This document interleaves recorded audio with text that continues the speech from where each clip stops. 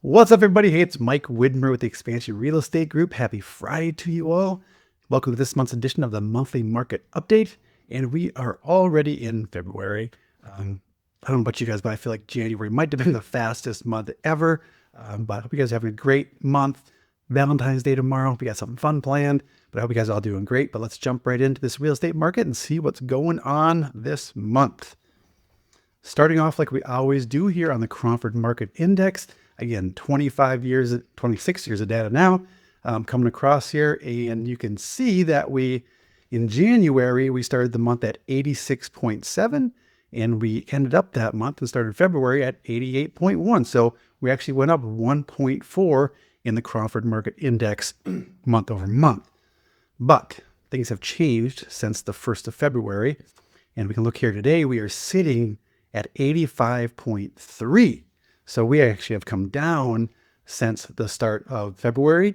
And I'm going to show you why here in just a second. But if we look at our daily Cromford Index, you can really see there's been, a big drop off coming here. But so why did that happen?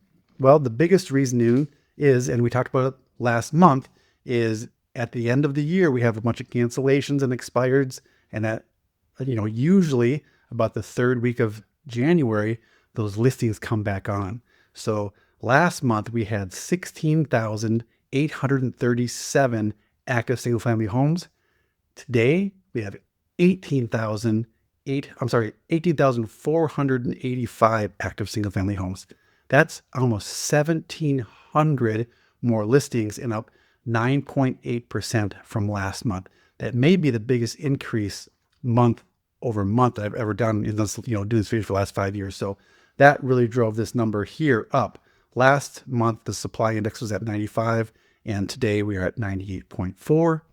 And over here, demand has stayed about the same. Last month it was 83.9, and today we're 84. So just a slight uptick here. But look here, again, data matters, right? I talk to you guys. I don't try to predict the market. I just show you guys what the data is showing us, and history tends to repeat itself. So what do I always say? About the third week of January, that inventory starts to come back on the market. Right here, January 21st. What have we done since then? Down, down, down, down, down, down, down, down, down. It's pattern. Buyers have patterns, sellers have patterns. So again, 1,700 extra listings on the market is really going to show us what's going on in this market, and it really dropped that Cromford Market Index. And looking here, so this is last year's, the gray line is 2025, and the red line is the start of 2026. So this is active listings. This is all condos, single family homes. This is everything involved. But if you look at here, we are following the same path which we did last year, which wasn't great. Because remember, generally from that third week of January until May is our hottest season of the year. That's when we send the most of our houses.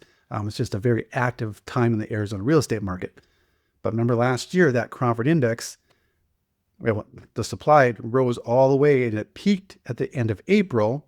And if we look back here on our monthly, you can see back here, January 25, that supply rose all the way until, again, the start of May.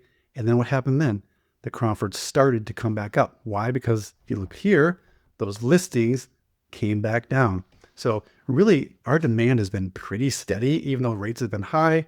Again, it's low, but it's been steady. It's really our inventory that is changing the market, and the Cromford is bunch. So there is a chance that we will see this line continue to dwindle.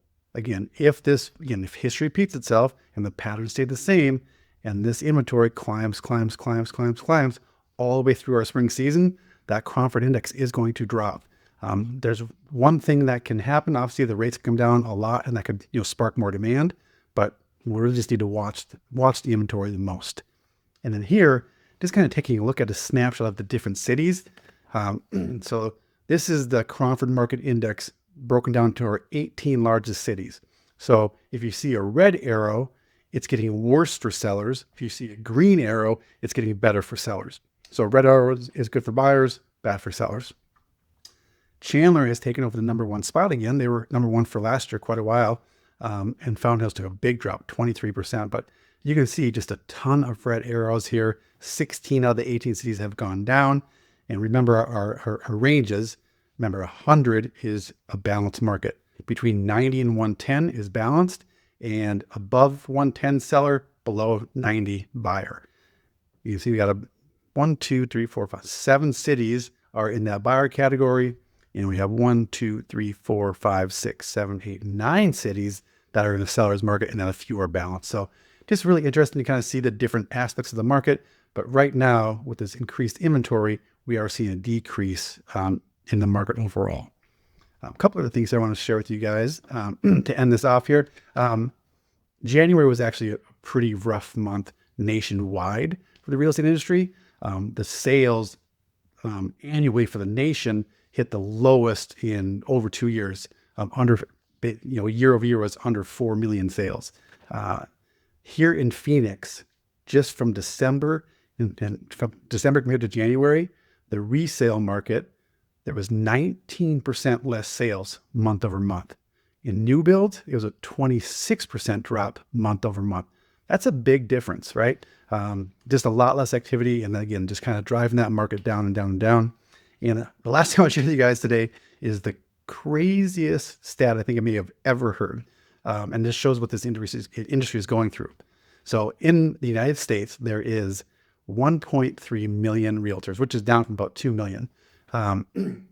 Last year, the numbers are in for last year, 70% of that 1.3 million realtors sold a total of 0 homes. That's incredible. That means 7 out of the 10 realtors that you know did sell any houses.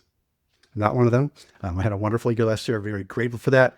But it just goes to show you guys how important, especially in a market as complicated as this, how important experience matters, right?